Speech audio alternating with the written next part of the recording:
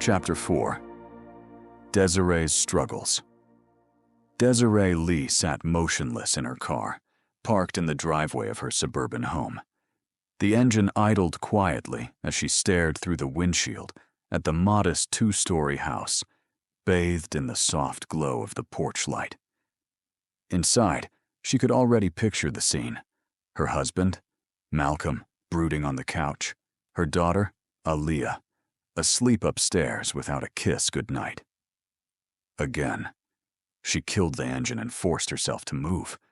The front door creaked open, and as she stepped inside, the stale tension hit her like a physical force. Malcolm didn't even glance away from the television. "You're late," he said, his voice flat. Desiree dropped her keys in the bowl by the door and shrugged off her coat. "I told you. The Wexler scene was chaos. Half the bureau's working overtime." He muted the TV and turned to her, eyes cold. "You always have an excuse." She wanted to argue, to remind him that she wasn't just chasing headlines. She was trying to stop a murderer, trying to make the city safer for their daughter. But the words caught in her throat. What was the point? He wouldn't understand. "I'm tired, Malcolm. Can we not do this tonight?" He laughed, bitter and low. "Yeah, sure, you're tired. Must be exhausting being a hero." She flinched, and without another word, climbed the stairs to check on Aaliyah. Her daughter's room was a small sanctuary of pink walls, scattered toys, and posters of cartoon princesses. Aaliyah, just 5 years old, was curled up under a purple comforter, her thumb in her mouth. Desiree knelt beside the bed and brushed a stray curl from her daughter's forehead. "Mommy's sorry, baby," she whispered. "I'm trying." But guilt gnawed at her, sharper than any confrontation with Malcolm. She was missing everything. First words, first dances, bedtime stories, all for a job that barely seemed to move the needle. Downstairs, the muffled sound of Malcolm flipping channels reminded her that she wasn't just losing her daughter.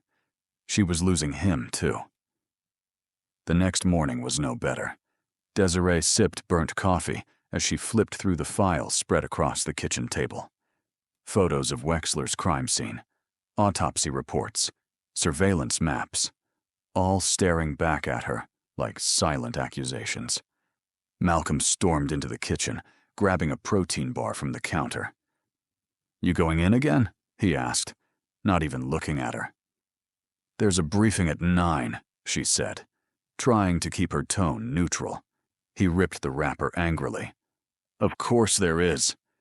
Desiree set her mug down a little too hard. "You think I like this? You think I want to spend every waking second chasing a ghost while my family falls apart?" Malcolm finally met her gaze, his expression a mix of anger and sadness. "I think you made your choice a long time ago." He walked out without another word. At the office, things weren't any easier. Special Agent Hutton called her into his office the moment she stepped off the elevator. His face was a granite mask of disapproval. "Agent Lee," he said, shutting the door behind her.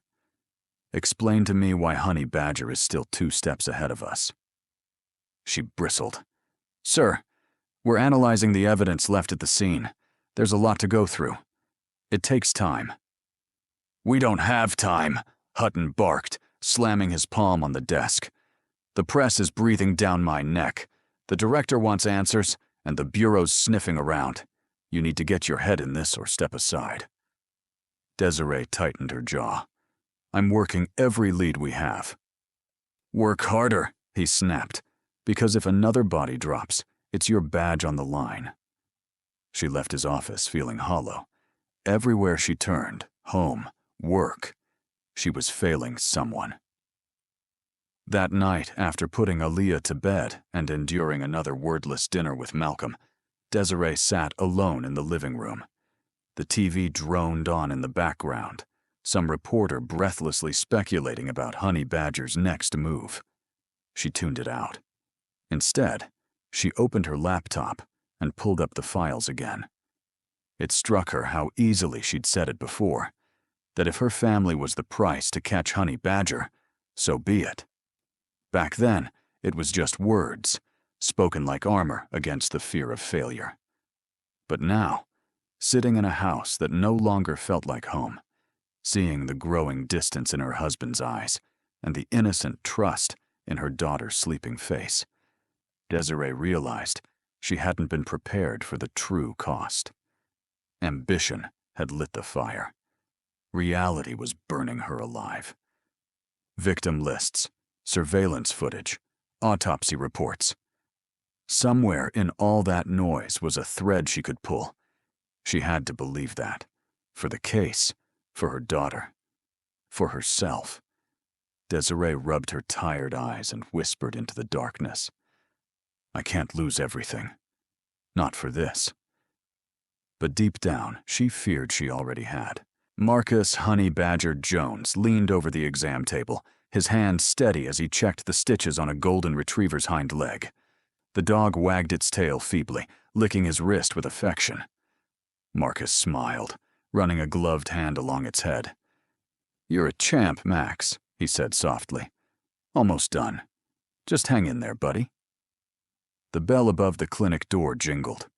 He glanced up to see the dog's owner step in. A dark-skinned, curvy woman with natural curls cascading past her shoulders and a confident sway in her walk. Her outfit was smart but form-fitting, and the glint in her eye suggested she knew the effect she had. Is he okay? She asked, voice warm and sultry. Marcus nodded without missing a beat. Stitches held nicely. No signs of infection. He should be good to go by the weekend. She walked closer, her eyes flicking between Marcus and Max. He likes you. Max doesn't take to many people. Marcus offered a faint smile as he removed his gloves. Animals know who they can trust. She tilted her head slightly. That's so? Guess that makes you a trustworthy man. Marcus didn't take the bait. He busied himself with cleaning his tools, not making eye contact. Thanks for taking care of him, she continued, leaning slightly against the counter. Most vets just rush you out. You take your time. I like that.